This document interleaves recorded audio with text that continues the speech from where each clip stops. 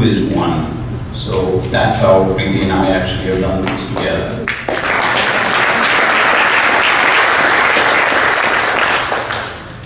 I also wanted to thank the fellow award members here, I know Mir and a few others, and Askar, and done a wonderful job.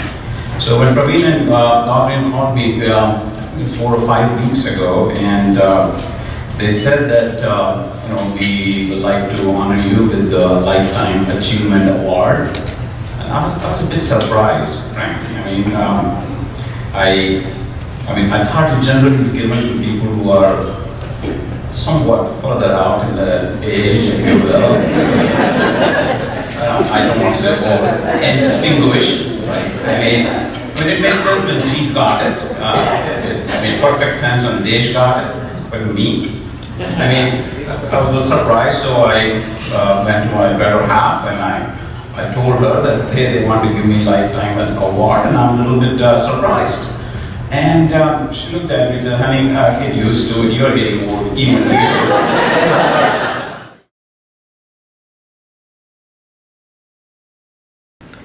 Welcome to Chai with Manju.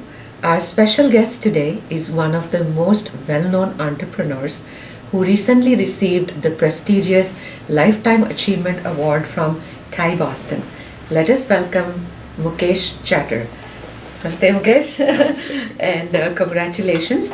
So today we are going to talk about your inspiring journey, which started from Kota in India to your phenomenal success in selling Nexabit network to Lucent in 1999 for $990 million. So I read somewhere that you said, think big. Did you ever expect to be so successful? No. No? When you come from a small town and you have and it's not even the question of small town or big town. A lot of this is just driven by luck and success. You just work towards it. I always wanted to do something different. Kind of just I guess I could think on a different wavelength, but you don't anticipate the outcomes in some sense. Okay. You just do it. Do what you have to do. Okay. But you always liked to think big since childhood.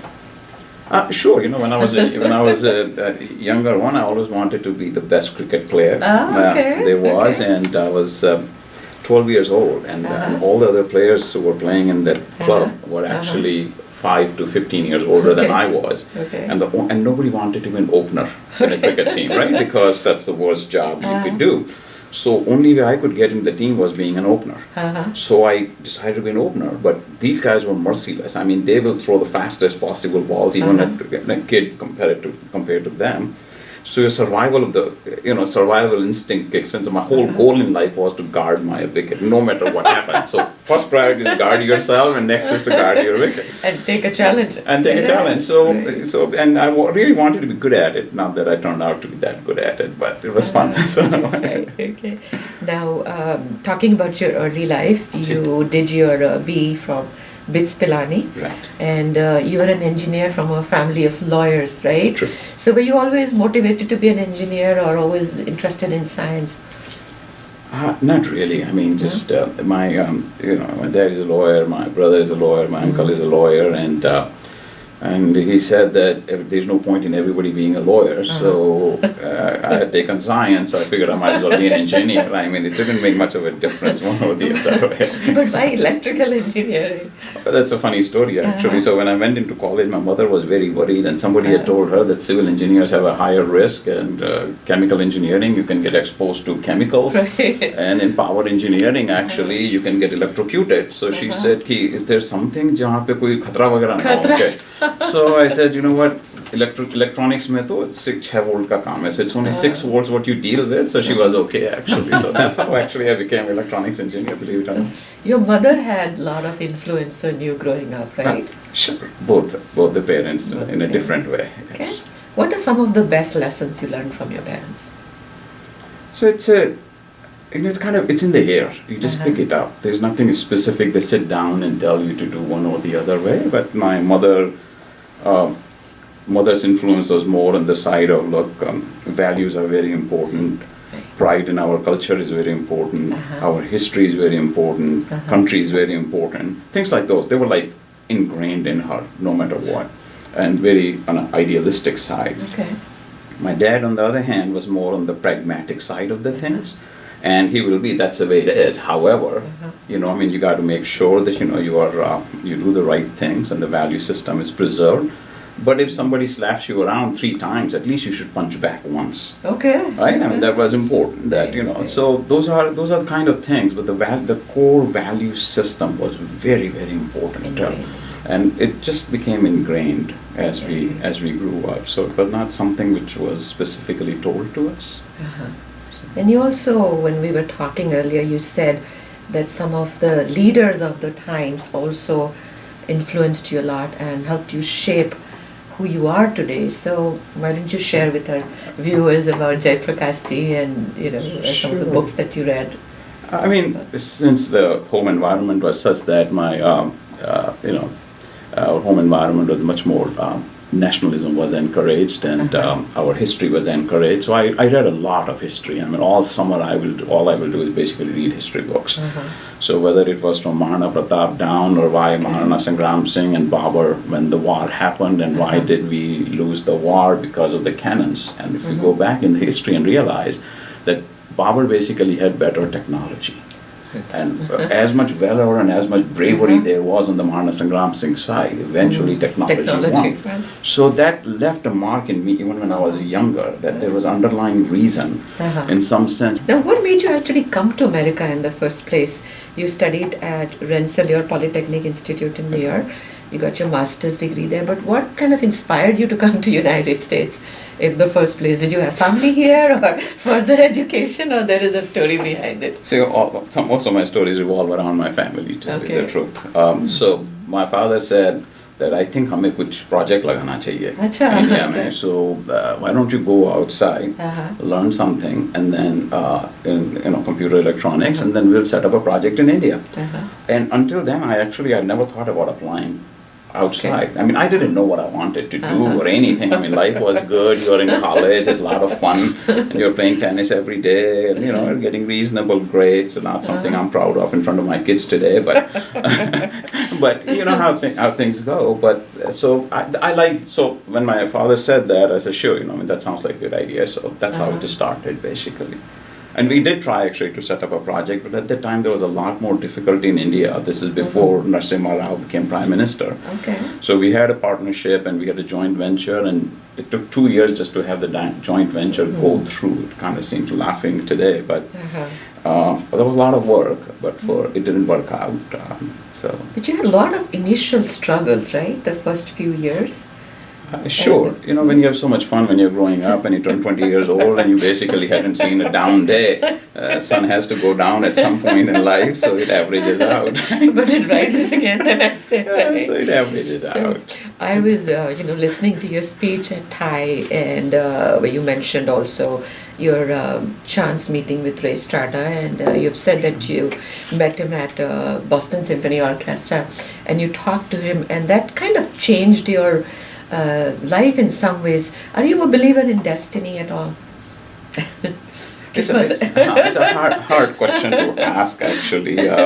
Answer, in fact. So it's funny. So I have never, ever believed in any astrologer. Okay. In anybody who actually does in anything closely even relate. So then my father actually never even had our horoscope done. He never believed in it, in fact. And to give a funny story, that I actually learned palmistry by myself. Oh, you did? Yeah, I did. For a completely different reason than you would imagine.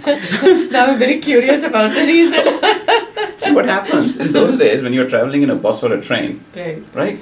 And it's third class train seat in a train without reservation, and as a student that's all what you do, or in a bus and there's no seat to sit down, right? All overcrowded, over capacity. So if me and my friend is going, and I learned it, so he will ask me as if he didn't know, and then he will ask me to see his palm. And once you start seeing in India in a train station, just imagine in a train coach, and you see the palm and you tell him few things, and then pretty soon somebody else makes you sit down, a little bit of space, and then by the time you're done in an hour or two, or in a 10-hour, 12-hour journey, you are the king sitting in middle, and you are reading everybody's palm, and everybody gives you food. Everybody wants to, talk to you. Everybody wants to share their problems with you. And on top of it, some of them actually want to give you money, which I never did. All I wanted was a nice seat to sit down for a 12-hour journey and actually enjoy it. What do you think are some of your strengths? I haven't thought about it, frankly, but if I were to think, probably I'm a non-linear thinker. Okay. It's a cliche to say I think outside the box. Shifting gears a little bit, tell us about your wife, Preeti. We've heard so much, of course, I met her at the event. How did you meet her? So ours is an arranged marriage, Okay. and both of us had common relatives. And we met back in '86, and believe it or not, we were talking just like we're talking here, and 80% of the time was spent talking about Carl Sagan out of all the people, because I love astronomy and cosmology, and so did she, and she had watched the whole series in India at the time, and I had read the book. And I'd watched some of it since I was here earlier. So we just kind of mashed in because there was such a common thing. I till today I love cosmology. That's why if I had a life to relive, that's probably what I would want to be. So that's how we met, and then she came over here, and we have been in business together since then. Been your partner in all the partner in crime and everything, right? Yes, exactly. And she did her master's here, and did numerous courses beyond the master's, before and after. And she's probably the hardest working in our family by a wide margin. Okay. And both your daughters have done so well too. And they're both in science, right? One is majoring in economics, and one is doing her master's in computer science. But both have taken plenty of courses in science and have done well, as most of our kids in the community do. So we are very happy with them. But it's not just the school; it's the value system. Value system, absolutely. And it's being grounded. It's being not to throw the weight around, and treat everybody with respect, and understand the importance of how fortunate we are, and have a compassion to help those who are less fortunate. You've been so enormously successful, and so many people look up to you in India and here. One of the most interesting nicknames that I heard about you was in a book called Horse That Flew, about the India Silicon Giants, and you were called Network Nawab or Router Raja. So has success changed you in any way, or has it changed people around you? Do people treat you differently, or do you look at the world in a different way? I know your family is grounded and the kids are grounded, but do you ever notice a change in people around you? You did say you became an overnight genius, right? A lot of people. See, it's for others to judge whether I have changed or not. Right? It's hard for one to figure out themselves. We all evolve over time and learn. Confidence sometimes, or from just our success or failures. We all learn. It's hard to tell, and whether we would have evolved the same way, one or the other way. Right. But the people around me, the friends I had, they still are good friends. Okay. What changes is the people who didn't know you before. And even the people you know, they start to take you more seriously than what they should. One of the things that I've also liked, while researching, is that I see a common pattern that in your family, you're a big supporter of education. Your girls have done well. Then you support causes also, which are very education driven, like ACL, and even in your hometown of Kota, you have supported the Paras Murchand Chatter Science Museum. So what are some of the other causes apart from education, of course, education that are close to your heart? So, first of all, we are very fortunate to have the luxury to be able to pursue the causes we believe in. And as the old saying goes, there's a tan, man and dhan. And you don't have to have dhan to put tan and man. So we used to put tan before and man, and now that we are fortunate, we can afford to do all three and look at bigger things. Absolutely. So the Science Museum and support for ACL, we tend to be fairly low profile, tend to be quiet type. We don't advertise, frankly, ourselves that much, and it keeps all of us grounded and simpler life. Having said that, our biggest focus right now, all the people, is how do we improve the quality of life of 1 billion people around the world. That's our single-minded focus. So we all pick our own favorite causes, and there are others who are focused on solving different problems, like Gates Foundation. I mean, him, and Melinda are probably our best role models. Look up to, 1,000 times bigger, but look what they have done and the impact they had. So what we have found is our own way, a niche where very few people are paying attention, because a lot of people talk about we need to take care of those who are at the bottom of the pyramid, right? The way I look at it, bottom 70% or 80%. But what specific steps would you take to get to it? It's not even a policy decision many times. You don't even need governments to do it. In fact, many times government would watch it up and spend a lot more money.